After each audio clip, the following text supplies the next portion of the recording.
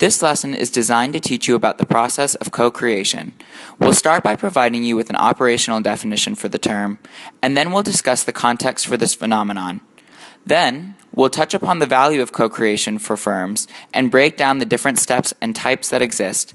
At the end, you'll get to see how many companies have already implemented this key process. To start, we'll define the term.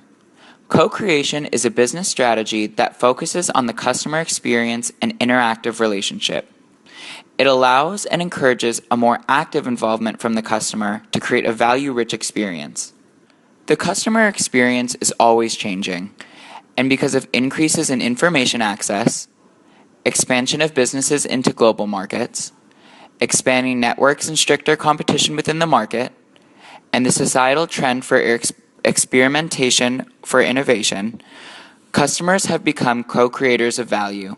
Essentially, this means that businesses can no longer operate outside of the markets in which they participate.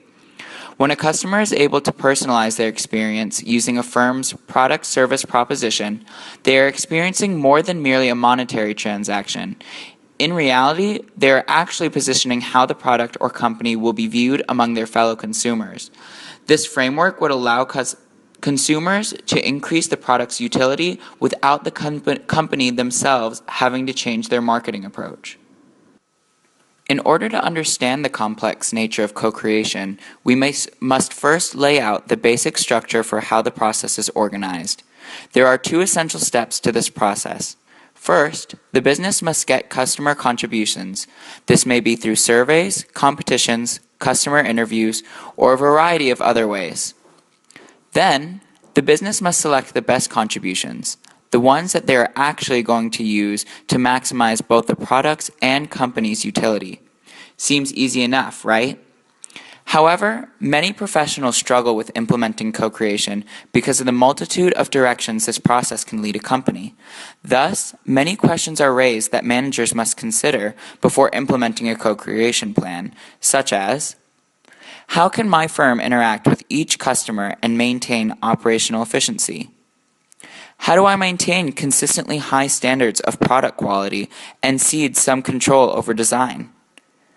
How much access up and down the supply chain do I allow customers? How do I deal with the heterogeneous demands of my customer base? Where do I draw the line on acceptable risks? And where do my legal responsibilities begin and end? And lastly, how does demand forecasting work under such unpredictable circumstances? After considering these questions, managers have the choice of choosing one of the 4 different types of co-creation strategies to implement for their firm. The first category is called tinkering. This is when the public exercises control over the contribution activity while the firm exercises control over the selection activity. Then there's submitting. Submitting is when the firm exercises complete control over both the activities. Next, there's co-designing, which allows the firm to exercise control over the contribution activity, but the public controls the selection activity. And lastly, there's collaborating, where the public exercises control over both activities.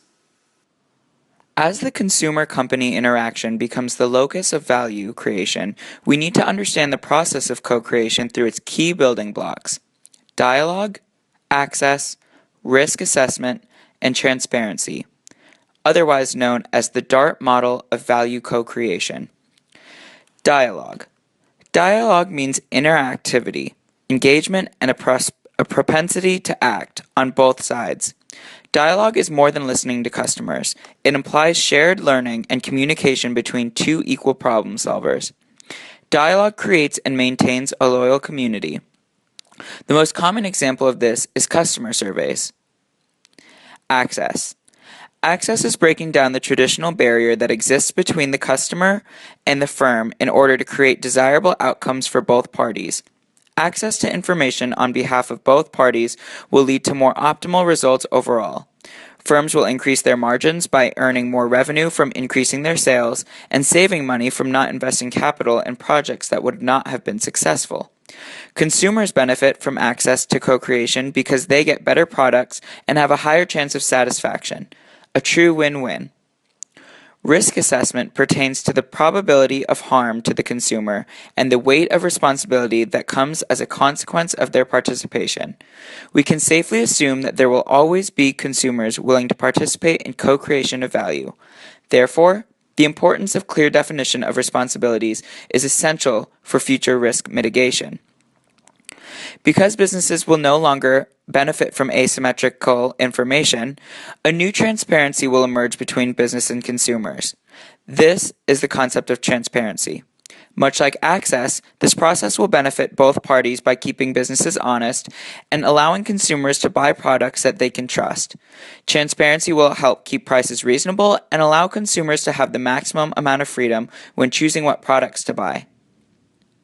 Recognizing that the traditional system is becoming obsolete, many firms are already testing new business assumptions. In the emergent economy, competition will center on personalized co-creation experiences, resulting in value that is truly unique to the individual. A great example of customer co-creation is Lego.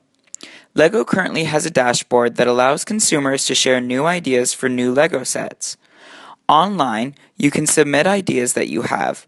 Once submitted, they have to gather 10,000 supporters to qualify the project for review. After reaching 10,000, the project enters a special phase called the LEGO Review.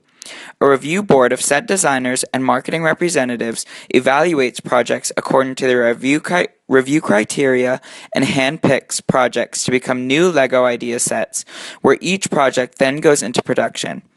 The consumer then becomes LEGO's product creator, where all their supporters can own the LEGO set they help make happen. The dashboard is a place that makes fantasies into projects and projects into reality.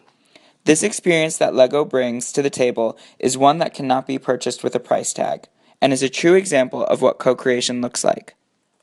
Another great example of co-creation in action is Starbucks. In 2008, Howard Schultz launched an initiative called My Starbucks Idea, where they would use crowdsourcing, a form of co-creation, to increase the company's focus on the customer and what they wanted. Through this, Starbucks strived to emulate the coffee shop barista experience online by engaging with customers and building relationships. On their website, Starbucks gives customers insight into what the company is doing and makes them feel like they're an insider.